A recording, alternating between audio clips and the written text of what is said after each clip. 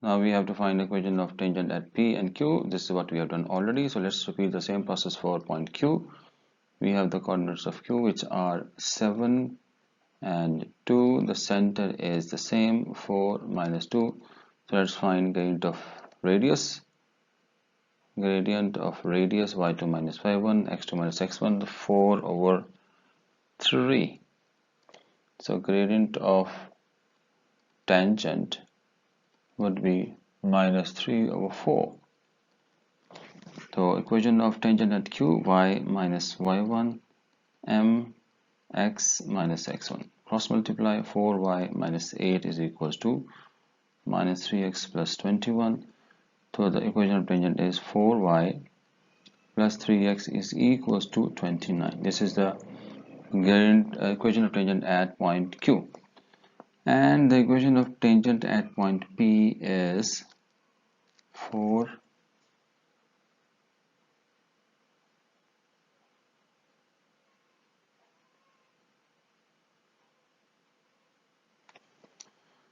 that was 4y minus 3x is equals to 5.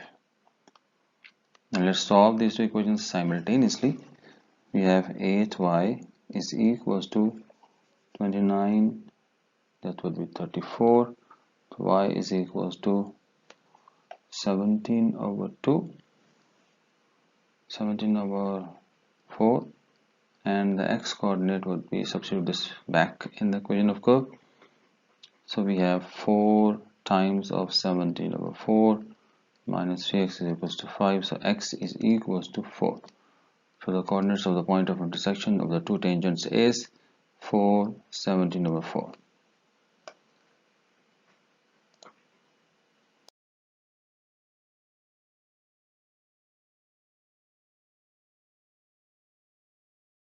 Hello class. Today we are going to solve paper 1 May June series 2020. We will be solving each and every part of the questions so that there is no ambiguity and doubt whatsoever. Even then, if you face any problem or difficulty or any doubt, you can write below in the comments and we can discuss it further. Now, without any further ado, so let's jump into it.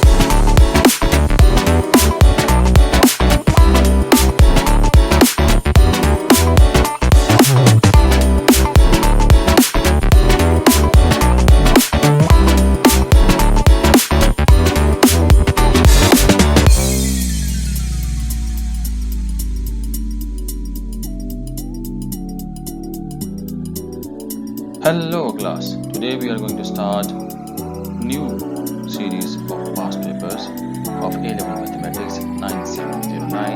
We are going to start from the session 2016 May-June paper 1 of A-Level Mathematics. All the questions will be solved in detail so that there is no doubt and ambiguity.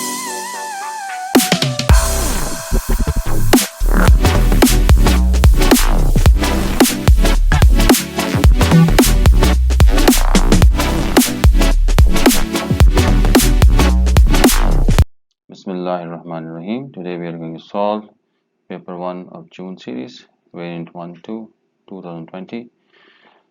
In the first question we have to solve the binomial theorem. So let's apply the binomial formula, which is NCR A, and then we have B, its power is R and its power is 6 minus R. Now we have to find coefficient of x square as we have x in both terms. So let's find out the power of x in terms of r. This would be 6 minus r, and from here we have x minus r. So after solving this, we have 6 minus 2r, and our target is to find x square. So bases are equal, so let's find out the value of r for which power is 2. So 6 minus 2 is 4, divided by 2, it is 2. So it means if we replace r by 2, we will get coefficient of x square. So 6c2x and minus 2x over 2, and here we have 4. So 6c2 is 15, and this is x4, and 4 over x square. So after simplification we have 60x square. Therefore coefficient of x square is equals to 60. X raised to the power 6 minus 2r. So we have to find out x raised to the power 0. Simplify this, we have 6 minus 2r equals 0. So it means if we put r equals to 3, we will get a term independent of x. We already have the formula, which is 6cr. Now it is going to be 3x and minus 2 over x raised to the power 3 and 3 as well. Then 6c3 with the help of calculator. This is 20, and then we have x cube with a negative minus 8 over x cube. So after simplification, 8 to the 16, that is minus 160. This is the term independent of x. So our question, this term is as it is because it don't have any power, and from here we have two terms of our interest. One is independent of x and the other one is coefficient with x square. Now we are going to multiply 2 with this and x square with this, so that we have x square coefficient. So after multiplication, let's take x square common. So we have 3 into 160, that is minus 480, and 60 into 2, this is 120. So after simplification we have x square, this is minus 360. So we can say that the coefficient of x square is minus 360. Question number 2, A part, express this in terms of sine theta. So let's write down left hand side as it is and apply the identity on the right hand side. We know that tan theta is sine theta over cos theta. So let's do the cross multiplication. So we have 3 cos square theta, 8 sine theta. We know the identity, sine square plus cos square is 1. So it would be 1 minus sine square theta is equals to 8 sine theta. Let's do the multiplication. 3 sine square theta is equals to 8 sine theta. So we have 3 sine square theta plus 8 cos theta minus 3 equals 0. So this is our required equation in terms of sine theta.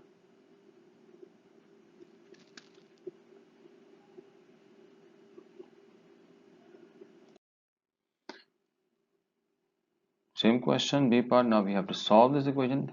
That means we are going to solve the derived equation in terms of sine, which was 3 sine square theta plus 8 sine theta minus 3.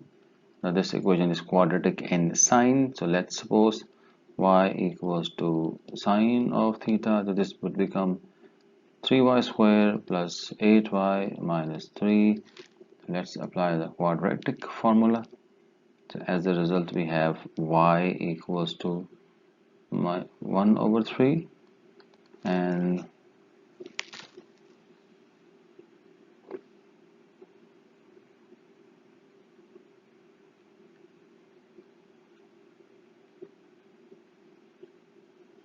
y equals to 1 over 3 and y equals to minus 3. So we are going to solve one by one. First, for y equals to minus 3, we know by definition that the range of the sign is between minus 1 to 1, so this is not possible, or no solution for this particular value of y. Let's do the working for y equals to 1 over 3. So now we are going to apply all those steps. That is, first of all, we know that add sugar to coffee. This is sine theta and this is positive. So this is going to be either in the first quadrant or second quadrant. This is the first step of solving any trigonometric equation. Then we are going to find its corresponding basic angle by taking its sine inverse. So after taking its sine inverse of 1 over 3, we have for 19.47. So let's round it off to one decimal place. Now we make a sketch in the first and in the second quadrant. So the angle is 19.5 degrees.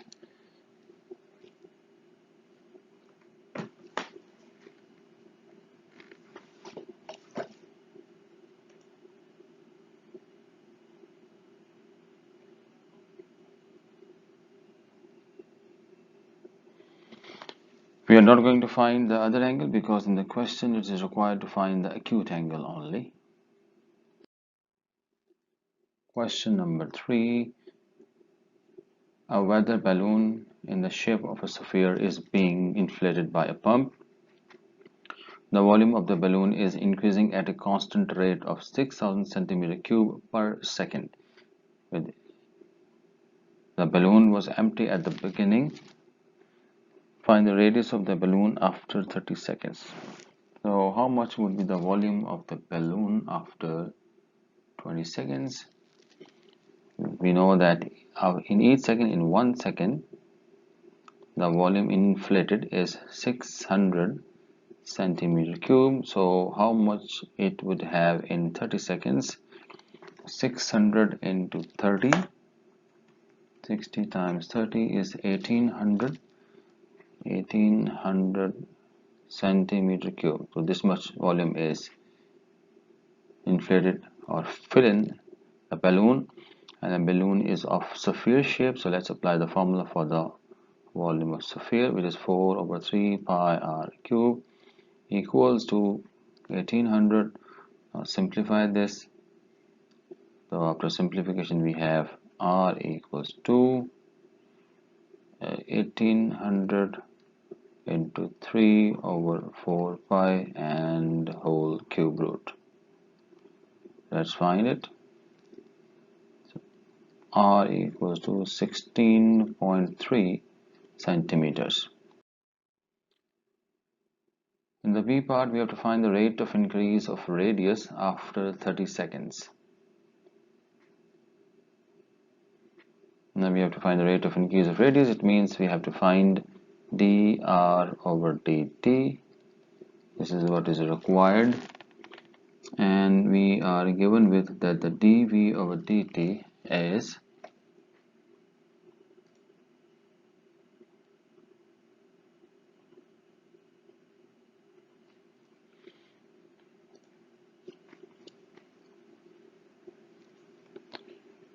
dv over dt is given 600, and the formula for the volume is 4 over 3 pi r cube. So let's differentiate this dv over dr. So this would become 4 pi r square. We know that the radius is 16.3. So let's substitute that value. R equals to 16.3. So we have dv over dr equals to 4 into pi into 16.3 square.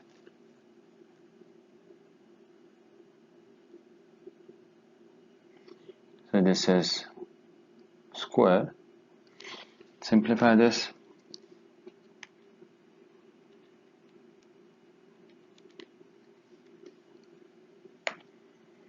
So the answer is 3338.759. Now let's apply the chain rule in order to find our required rate of change of radius.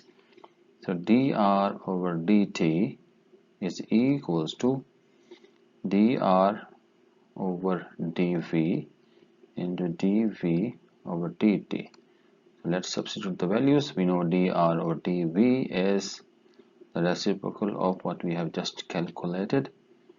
It is going to be 1 over 3338.759, and dv over dt is 600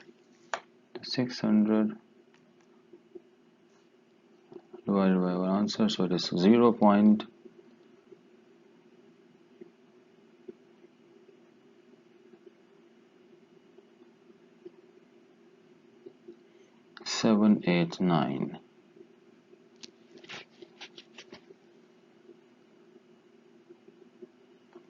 Zero point 179,707. So the answer is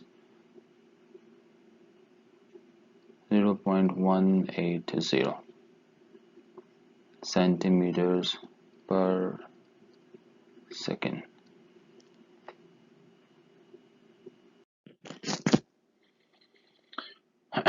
All right, now we have a term formula. Tn equals to Tn equals to 1 over 2 3n minus 15. So let's find out T1 by substituting n1 and the second term by substituting n2. So T1 is minus 6 and T2 is minus 9 over 2. So let's find out the common difference. Common difference would be minus 9 over 2 minus plus 6, and this is 3 over 2. So the common difference is 3 over 2, which is 1.5. And we know that the sum of the formula, so let's apply the formula for the sum, n over 2, 2a plus n minus 1 times t. Sum is 84, and n we have to find out. A is minus 6, and n minus 1 plus n minus 1 times 3 over 2. So now let's simplify. 84 into 2, which is 168, and then we have minus 12 plus 3 n over 2 minus 3 over 2, and I can close. Now let's simplify this. This is going to be 168. 12 plus 3 over 2 is 27 over 2 with a negative. 27 over 2 n plus 3n square over 2. Multiply everything with 2, so we have 168 into 2 is 336. So 336 is equals to minus 27n plus 3n square. So finally we have a quadratic equation in n. So 3n square minus 27n minus 336. So now let's use the quadratic formula and find the values of n.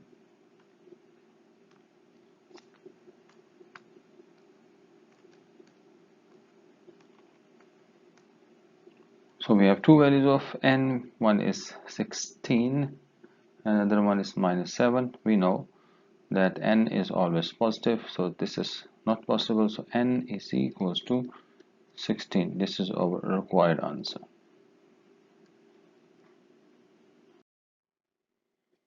Five B part. This is functions question. F of x, and f inverse. We have to express these two functions. So let's start with composite function f of x. This means f, and then we have a minus 2x. We are going to replace this value in the x of the function f. That is like this. Now simplify this, we have a minus 2a plus 4x. So finally it is 4x minus a. This is f of x. And we have to find f inverse. We know the formula, the method is, we suppose let y is equals to a minus 2x, then we interchange x with y, and then we again make y as a subject of the formula. After having done this, whatever we have on the right hand side after making y as a subject, this is our inverse function. So the inverse function is a minus x over 2. So simple. Now it is given that f of x is equals to f inverse. So let's equate these two equations. We have already calculated them in the previous part. So 4x minus a is equals to a minus x over 2. Let's do the cross multiplication. So we have 8x minus 2a is equals to a minus x. So 9x is equals to 3a. X is equals to 3a over 9. So x is equals to a over 3.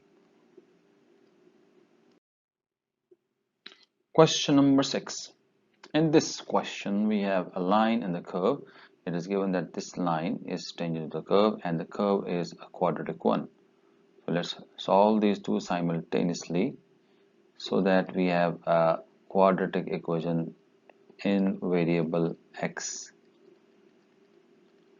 So now we have only x variable. Let's take everything to left hand side. K minus 1 minus 2x minus 3 equal to 0. We have just 1x square. Okay, fine. 2x. We have to take x common. It would be k minus 2. And then we have constant terms k minus 4 equal to 0. Now as it is given that the line is tangent, that means we have just one point of intersection. So b square minus 4ac equal to 0. So let's substitute the values. B square is k minus 2, a is 2, and c is k minus 4. Let's apply a minus b whole square, the identity. A square minus 2ab plus b square, and then we have 8k, 8 4s are 32 equals to 0. So k square minus 12k plus 36 equal to 0. Okay, here we can apply the identity. A square, and this is b square, so this is 2a and b. Yes, it is satisfying the inequality, so this would become k minus 6 whole square equal to 0. So k is equals to 6. This is 0. So this is the value of k for which the line is tangent to the curve. Question number 6, B part. Now it is given that the k value is 2. Now it is not 6. So now let's replace k with 2. 2x square plus 2x plus 2 minus 1. So the equation of the curve is 2x square plus 2x plus 1. Now it is required that convert this equation into completed square form. We know the rules.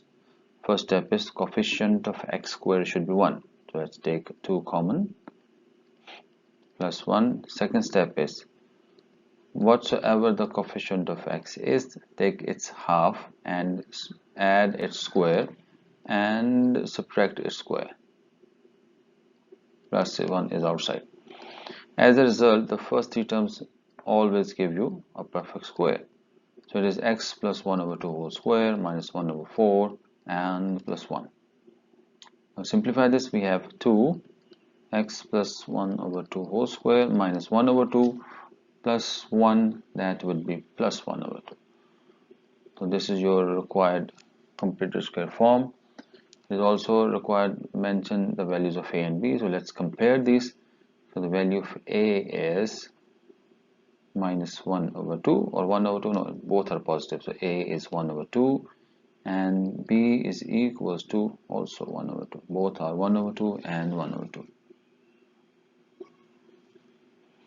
And if it is required to find the vertex, So the vertex would be minus 1 over 2 and 1 over 2, because the line of symmetry is when we equate this to 0. X plus 1 over 2 equals to 0. Question number 7, we have a sector OAB in which the center is O and the radius 2r. The angle AOB is 5/6 radians. The point C is the midpoint of OA. Alright, okay, we have to find BC length. It means we have to find this length BC, so it means we have to apply cosine rule. The cosine rule says that side which we have to find out square, and the other two sides which are adjacent to the angle 2r square minus 2 times of those two sides and cos of the angle. Now r square will r square, and this is 4r square cos pi over 6, 4r square cos 30 is under root 3 over 2. Now let's simplify. This would become 5r square minus 2 ones are 2 2's are, so it is 2r square and under root 3. This whole thing is BC, so let's take r square common. So we have 5 minus 2 square root of 3. This is BC square. So let's take the square root of both sides. So this is r, and then we have square root of 5 minus 2 under root 3. This is what you have to prove. Length of BC. Find the exact perimeter of the shaded region. It means we have to find the length BC, which we already have. Then we have to find arc length.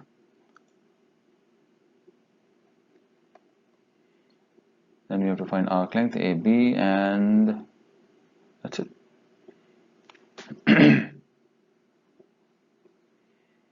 Arc length, arc AB, using the formula S is equals to R theta. So S is equals to R theta, radius is 2R, angle is pi over 6. So as a result we get pi r over 3. This is the arc length, so the perimeter would be arc length pi r over 3 plus radius, which is r, plus BC, which we have just calculated, r times of 5 minus 2 square root 3.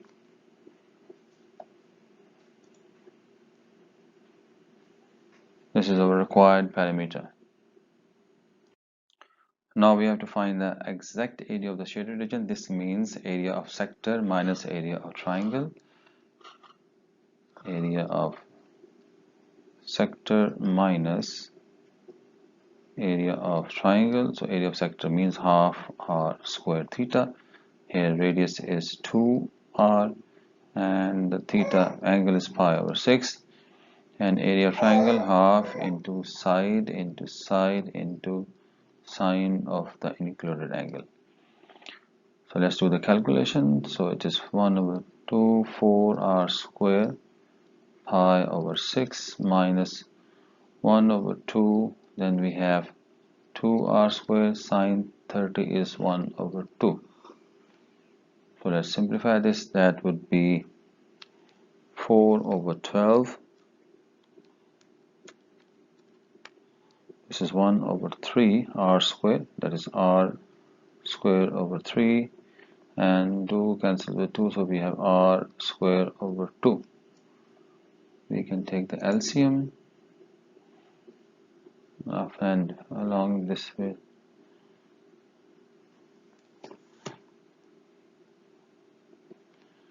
We can take r common, so it is pi over 3 minus 1 over 2. This is our exact area of the shaded region.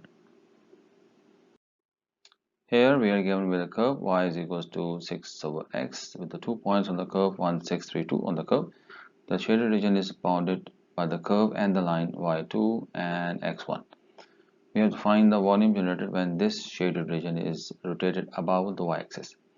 First of all, we know that the formula when the curve is rotated above the y-axis, the formula is x square and dy.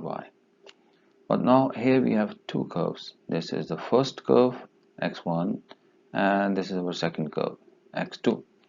So we have to modify our formula. This time it is going to be x1's square minus x2's square and dy, also pi, of course, outside the brackets. And the limits, we know the change in y is from 2 to 6. So now let's apply this formula.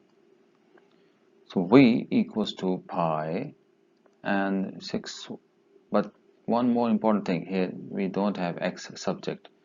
So make x subject so that we can replace its value in x1. So x1 square means 36 over y square, x2 square, which is 1's square, dy, and the limits are 2 to 6.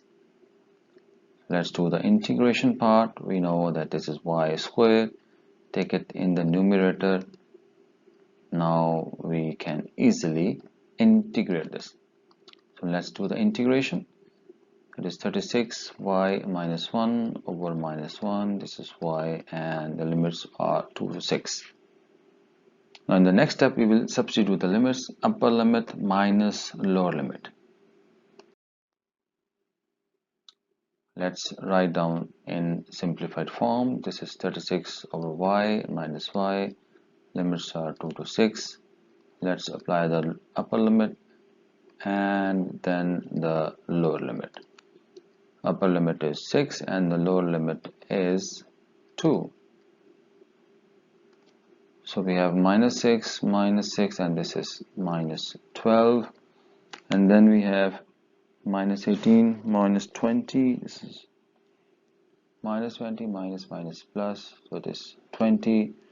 So after solving this, the required volume is 8 pi, where this shaded region is revolved around the y-axis.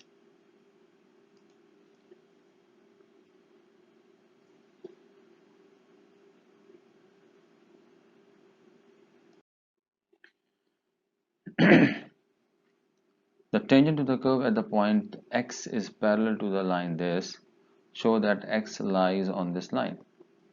Tangent to the curve, same curve. We are talking about the same curve, which is y is equal to 6 over x, which means 6 x is to the power minus 1. Tangent, it means we have to find the derivative. Its derivative is minus 6 over x square. The tangent is parallel to this line, so gradient of this line is minus 2. So let's equate minus 6 over x square equals to minus 2. So that we have the point, so it is 3 equals to x square. So x is equals to square root of 3. Now let's find out the corresponding point. First of all, let's find out the value of y. We know the curve, substitute this value. For x is equals to square root of 3, substitute this in the equation of the curve. This is square root 3. Let's rationalize this. After rationalization, we have 6 and this 3 ones are 3 twos are. So the value of y is 2 under root 3. So our required point is square root of 3 and 2 under root 3. And we have to prove that this point lies on this line. So let's substitute this point on the line. In place of y we put 2 under root 3, and for x we replace this, as left hand side is satisfied by the right hand side. It means this point lies on the required line, y equals to 2x.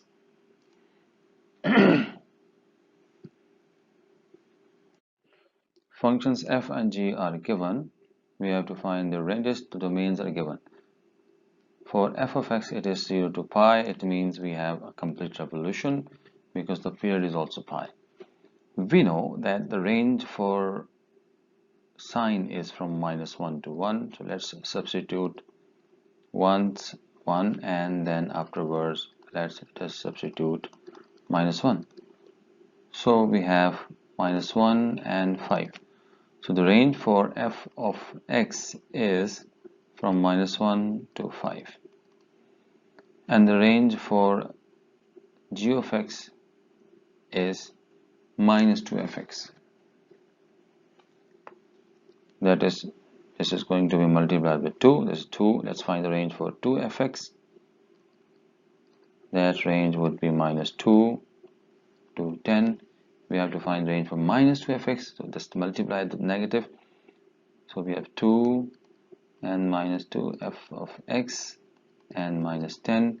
So the range for g of x is from minus 10 to 2.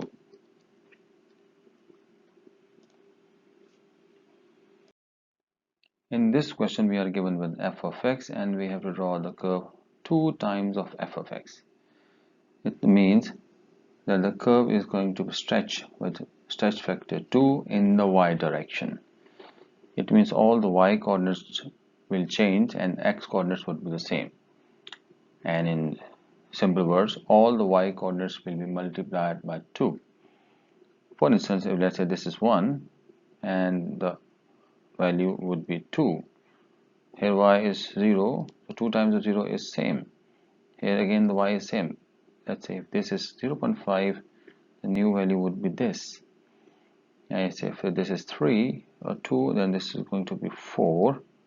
Similarly, if this is 1.5, this is going to be 3. So let's draw this curve. This is 2f of x.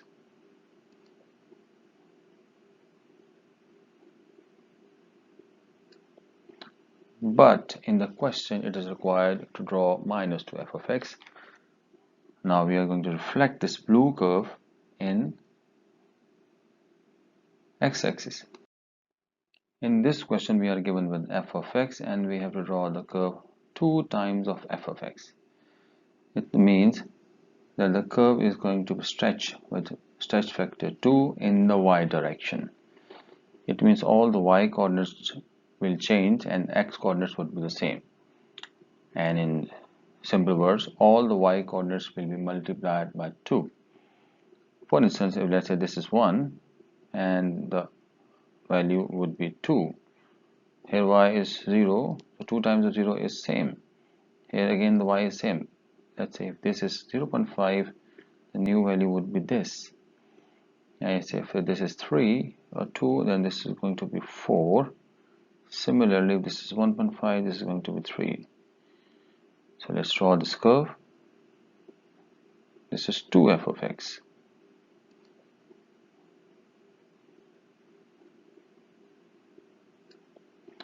But in the question, it is required to draw minus 2f of x. Now we are going to reflect this blue curve in x-axis. So far we have done 2f of x, that is we have stretched the curve f of x in the y direction with stretch factor 2. Now we are in a position to do minus 2f of x, that is we are going to reflect this curve in the x-axis. So we are going to reflect all the points in the x-axis. So now this is going to be our final curve after stretch and the corresponding reflection.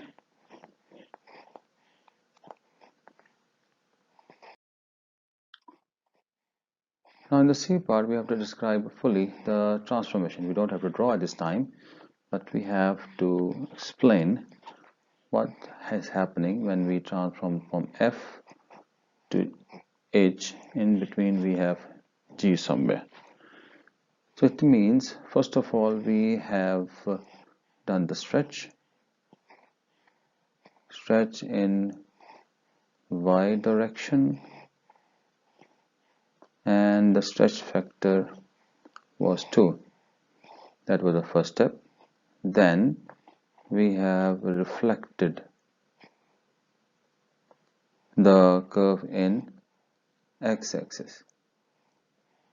This is the stage from moving from F to G, and then afterwards we have to change G to x plus pi. That is, now we are going to do translation minus pi in the x direction. That is, the translation matrix would be minus pi and 0.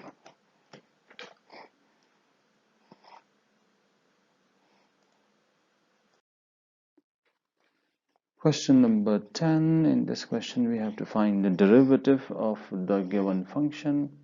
First of all, let's find dy over dx. Derivative of 54x would be 54, and for this we have to do the power rule first. 2x minus 7 square and then the function derivative. So finally we have 54, 6 times of 2x minus 7 square. Now the second derivative, derivative d square y over dx square. 54 is a constant, so its derivative would be 0, 2x minus 7, 1 and 2. So finally we have minus 24, 2x minus 7 raised to the power 1. This is our second derivative.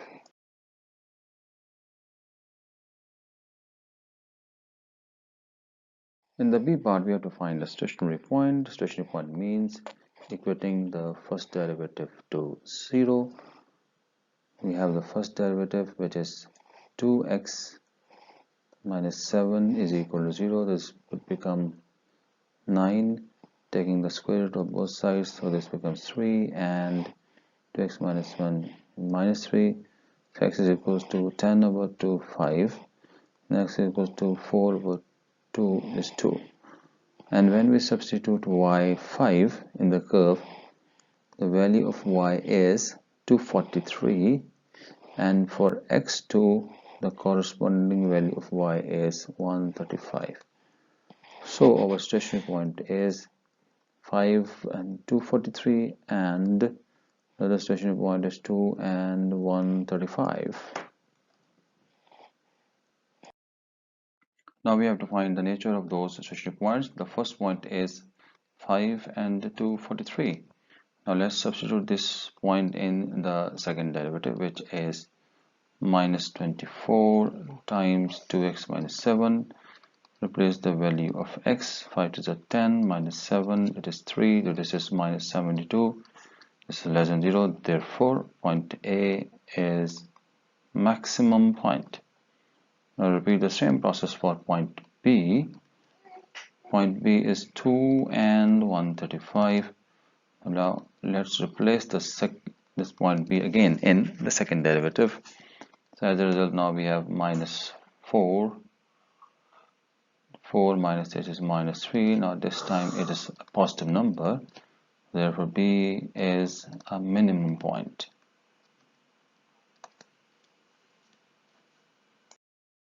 We are given with the equation of circle. We have to convert this into standard form in order to find out its center. So let's combine x coordinates together, x terms together and y terms together, and the constant on the right hand side. Now we are going to convert this into a complete square form. So x squared minus 8x plus half of 8 is 4 square. This is being added on both sides, on the left hand side as well as on the right hand side. Similarly, for y, 4 half is 2 square. This is added on both sides. So on the left hand side we have x minus 4 whole square and y plus 2 whole square equals to 16, 20 and 25. So this is your right hand side. Now we can compare this equation with the standard form, standard circle form, which is x minus a whole square and y minus b whole square is equals to r square. So after comparing it with, we know that the center is now 4 and minus 2 and the radius is 5. So the center is labeled as C in this question. Now we have to find equation of the tangent at the point P. P point is somewhere over here, and we have to find the equation of the tangent at point P, which is 1 and 2. We know that tangent is always perpendicular to radius, and we have the coordinates of center, which is 4 and minus 2. So let's find gradient of radius. using the formula y2 minus y1, y2 minus y1 over x2 minus x1. So the gradient of the radius is 4 over minus 3. Now as tangent is perpendicular to the radius, the gradient of tangent will be minus reciprocal 3 over 4. Now we can find the equation of tangent. We know the formula y minus y1 mx minus x1. We are going to replace point P and the gradient of tangent in the formula. Y minus y1, which is 2, m 3 over 4, x minus x1. Cross multiply, 4y minus 8 is equals to 3x minus 3. So finally we have 4y equals to 3x plus 5. This is our required equation of tangent. The point Q lies on the circle such that the line PQ is parallel to the x-axis. Point P, and this is point Q. Point P, we know the point P, the line PQ is parallel to the x-axis. This is our x-axis. If the line PQ is parallel to x-axis, it means the y-coordinate of Q is also 2. But we don't have the x-coordinate of Q. But it is given that this point Q is on the circle. This means that Q is going to satisfy the equation of the circle, which is x minus 4 whole square plus y plus 2 whole square equals to 25. Now let's substitute this Q point in the equation of the circle. So replace x with a and y with 2. So we have a minus 4 whole square is equals to 25. 4 square is 16. So a minus 4 whole square is equals to 9. Taking square root of both sides, so a minus 4 is equals to 3 and a minus 4 is equals to minus 3. So a is equals to 7 and a is equals to 1. This one represents the x-coordinates of P and this 7 is the x-coordinate of Q. So the coordinates of Q are 1, 7 and 2. These are the coordinates of Q.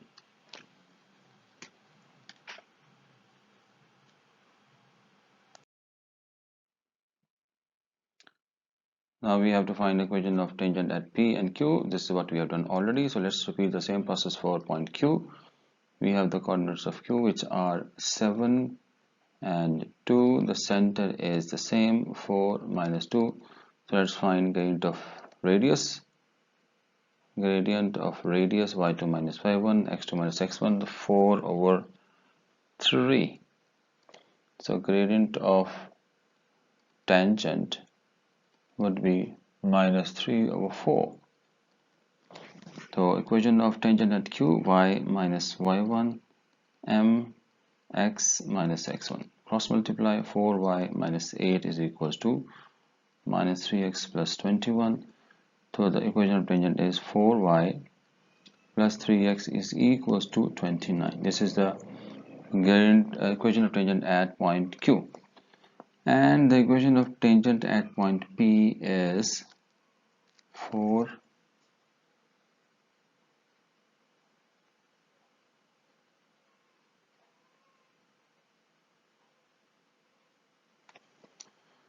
that was 4y minus 3x is equals to 5.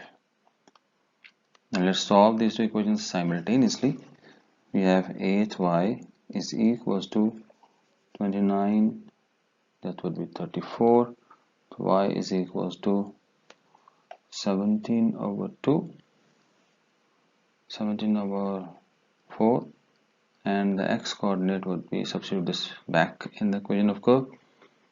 So we have 4 times of 17 over 4 minus 3x is equals to 5. So x is equals to 4. So the coordinates of the point of intersection of the two tangents is 4, 17 over 4.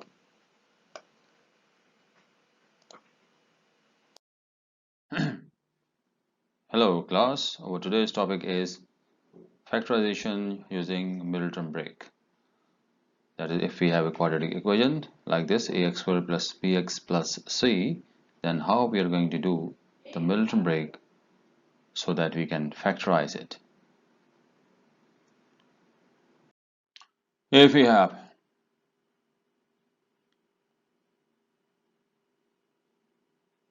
for the given quadratic expression, we are going to apply Middleton break. That is, we are going to split b into two numbers, let's say m and n.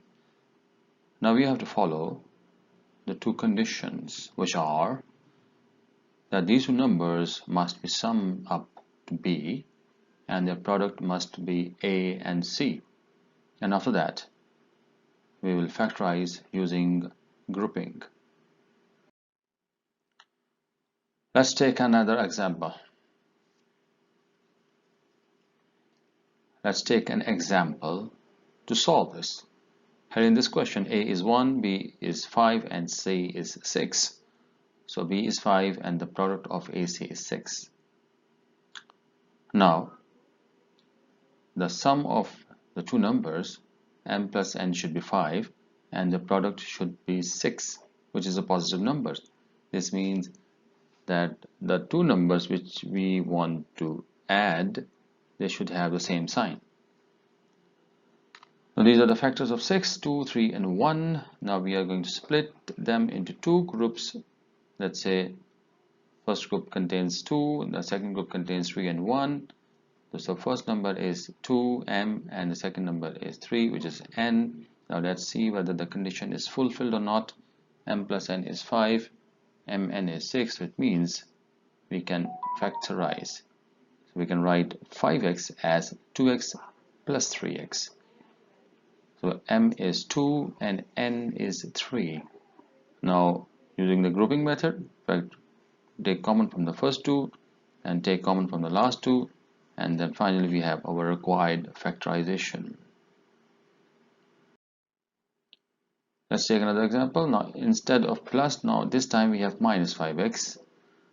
So b is minus 5, product is again 6. Now m plus n should be negative 5, mn is again 6, positive number. Now let's group them, split them into two. Now this time 2 and 3, but we will attach negative sign so that the sum is minus 5 instead of plus 5 like in the previous example.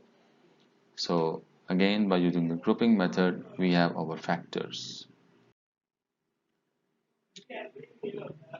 Another example, question number 3, B is minus 5, AC is 6. This time the product is negative.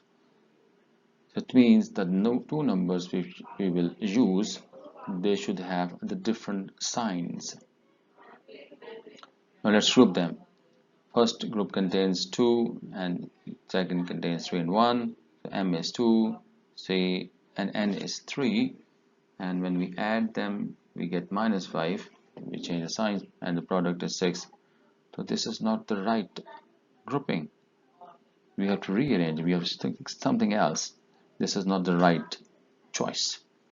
Now let's consider again. Conditions are the same. Now let's group them differently. 2 into 3 in the first group, 1 in the second group. So the m is 6 and n is 1. And as mn is negative, so it means we have to subtract, so that the answer is minus 5.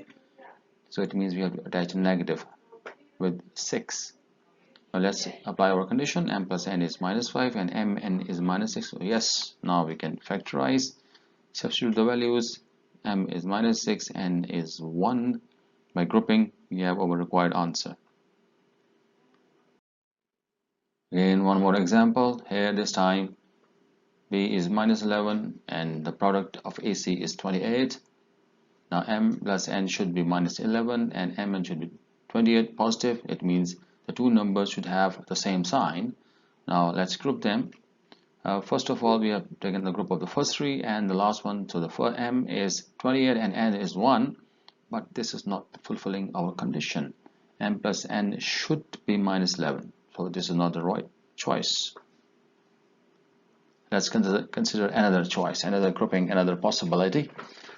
So we are going to group them 2 and 2, 7, 1. So the m is 2 and n is 14.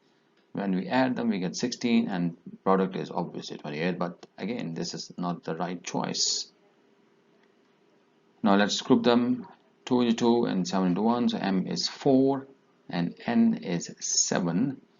So by adding these two, we get 11, and the product is 28. But we must have minus 11.